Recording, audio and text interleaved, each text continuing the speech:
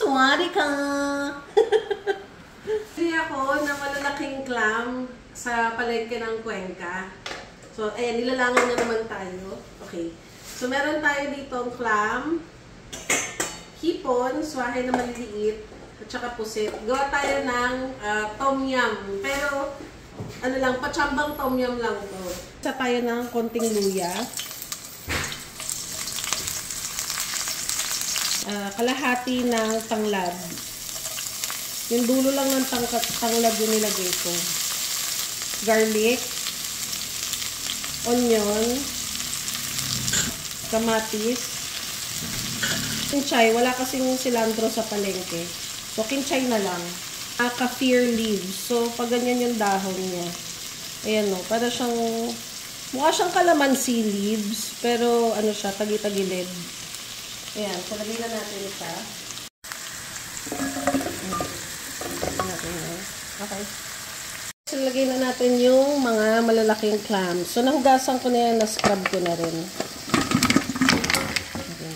Kasi Bagyo, so sarado yung tindahan ng coconut. So bumili na lang ako ng coconut water. O yan. Ipang tutubig natin. Pag kumukulo na siya ng konti, bubuka na yung mga clams natin. We have to remove this later on. So, hayaan lang natin siya bumukas. Wait lang natin siyang bumukas. Ayan. So, bumukas na. We'll remove it. Tansya na lang yung amount ng patis. Tansyang amount ng pepper. Not too much. A tiny bit of salt. Yung buong lemon, hinati sa gitna. Isa muna. Tatansyahin lang natin yung asim. Kasi baka masyado maasim. Lagyan na natin yung hipon. So, dapat lime yung ginamit, kaso walang lime na available. So, durug-durugin na natin tong tamarind natin. We're adding the tamarind. Ayan. Kung wala kang fresh tamarind, pwede ka sigurong gumamit ng sinigang mix pero konti lang. So, ilalagay na natin remaining kaffir leaves. Tapos, fresh mushroom. Tapos, wansoy. Ay, ano pala to? Kinchay kasi walang wansoy.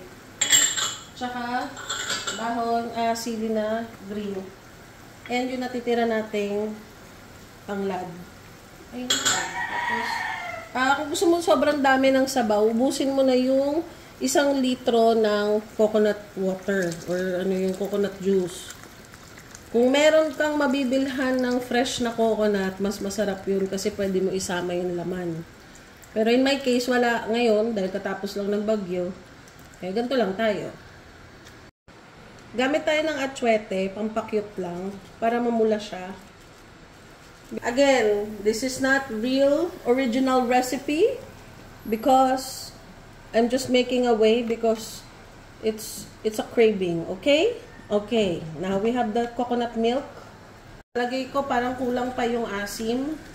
So ilagay na natin yung kalahati pa ng lemon. Kung talagang gigil na gigil ka, lagay mo na yung rind. Eh, wala tayong we don't have lime. So, it's going to taste a little bit different. Papunta na ng laksa. Going to put cloves. I want a lot of cloves there. Like that. And, I'm going to put anise. Lagay tayo ng anise, pampasarap.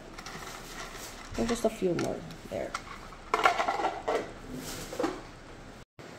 Dagdagan natin ng patis. Tapos nilagyan ko ulit ng gata. I added more gata. Now we're going to put the Squiddy Gonzales.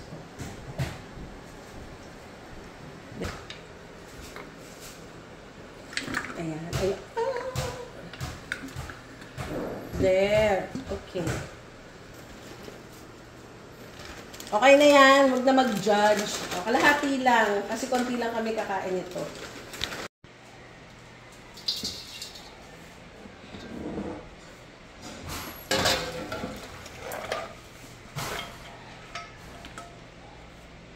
Yan na siya. At ito na ang ating tom yaman. Bye-bye!